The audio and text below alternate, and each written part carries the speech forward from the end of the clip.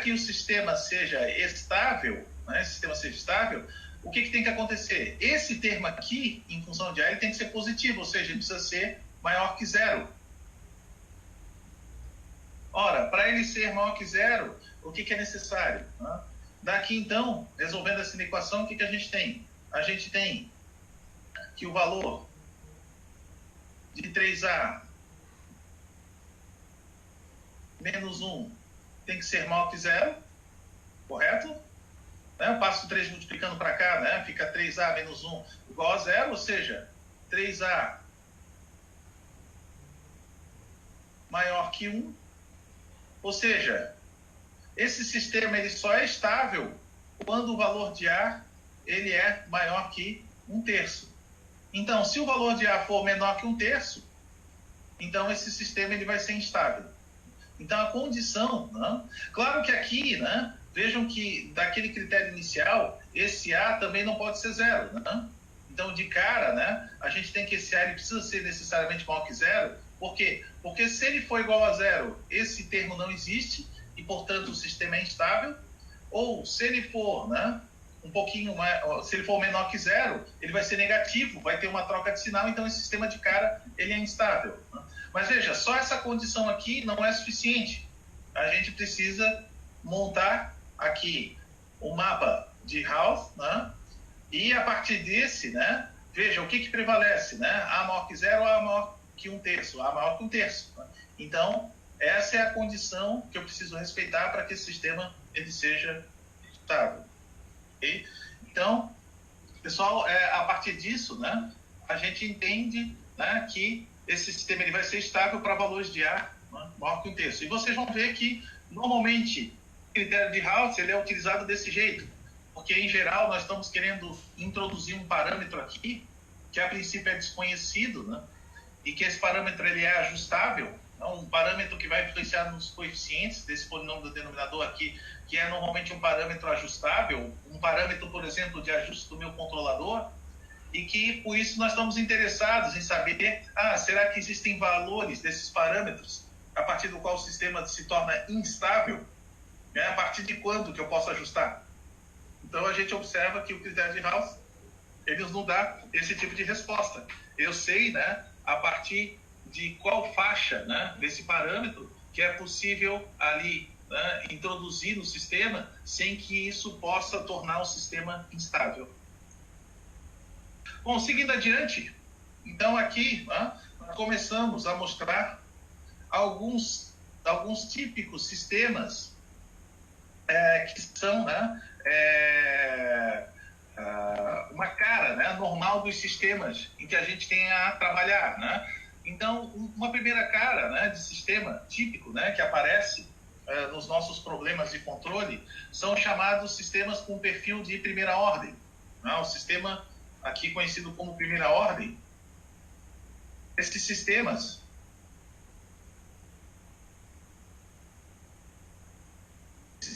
né, eles são sistemas que têm essa característica, tá? Aqui, né? Ou seja, eles têm uma função de transferência que é tipicamente formada aqui por um numerador unitário, ou ainda podendo ter aqui um fator K, né? Uma constante aqui ajustável, né? E no denominador sempre aparece aqui um valor T, né? Multiplicando o fator S mais 1, né?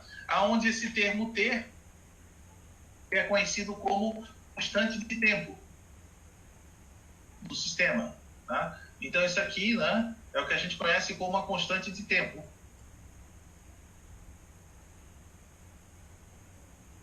Do sistema aqui de primeira ordem. Né? Então, um sistema de primeira ordem, por que ele é chamado assim?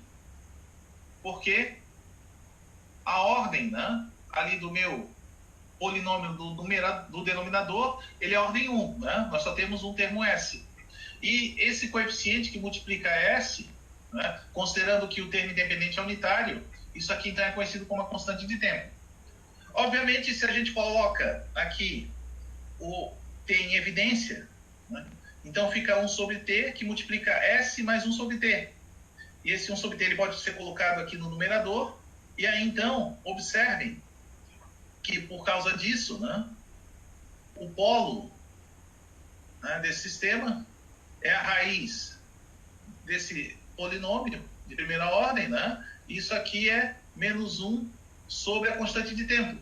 Né? Então, a gente tem a relação entre o polo desse sistema e a constante de tempo através dessa forma. Né? O polo é o negativo do inverso da constante de tempo. E aí, então, né, obter a resposta ao impulso é simplesmente a gente fazer a transformada de Laplace inversa dessa expressão. E ao fazer a transformada inversa, veja que isso aqui é um termo constante, ele vai para frente, né? E aí, então, a gente fazer, né, a transformada inversa de apenas o termo 1 sobre S mais 1 sobre T. Aqui, se a gente vê uma tabela de transformada de Laplace, isso aqui é igual ao termo E na menos isso aqui, né, multiplicado a T, né? Ou seja, E na menos T sobre T maior. Né? Então, essa aqui é a resposta ao impulso. Então, essa resposta ao impulso, né, como a gente pode ver, né, ela é uma resposta que decai exponencialmente. Né? Ela começa aqui para o valor de tempo igual a zero, exatamente igual a 1 sobre T. Né? Essa resposta, né? E isso aqui, então, decai, né, exponencialmente e vai a zero, né, à medida que esse tempo T ele tende para o infinito. Né? Bom, então essa é a característica da resposta ao impulso. Mas uma resposta importante que a gente quer de sistemas de primeira ordem é a resposta ao degrau unitário, né? Ou ao degrau, de forma geral. Né? Então, aqui, imagine que a gente aplicou um degrau, né, de amplitude A. Né?